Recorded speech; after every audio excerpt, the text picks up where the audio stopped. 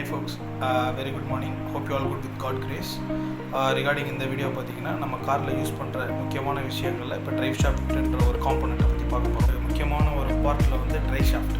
So drive shaft வந்து பார்த்திங்கன்னா உங்களுக்கு வந்து வண்டியோட வெஹிக்கிள் மூவிங்க்கு, அதே மாதிரி வந்து வெஹிக்கிளோட டார்க்கு, ப்ரெஷரு, அதே மாதிரி வந்து பார்த்திங்கன்னா உங்களுக்கு வந்து மினிமம் வண்டியோட புல்லிங்க்கு வந்து உங்களுக்கு வந்து ட்ரைவ் ஷாஃப்ட் வந்து ரொம்ப முக்கியமானதாக இருக்குது. ஸோ ட்ரை ஷாஃப்ட் வந்து பார்த்திங்கன்னா ஒரு 50-60,000 கிலோமீட்டரில் வந்து ஆல்மோஸ்ட் அந்த பூட்டு கட் ஆகி அதோட க்ரீசஸ் எல்லாம் லீக் ஆகிடும்.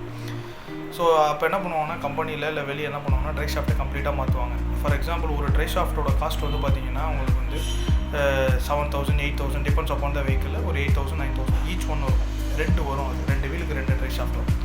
ஸோ நம்ம என்ன பண்ணுறோன்னா அந்த பூட்டை மட்டும் கரெக்டாக புதுசாக மாற்றிட்டு உள்ளே இருக்கிறத கரெக்டாக லூப்ரிகேட் பண்ணி அதை ப்ராப்பராக ரீபேக் பண்ணி போட்டோன்னா அது ஒரு 1,000-1,500 முடிஞ்சிடும்.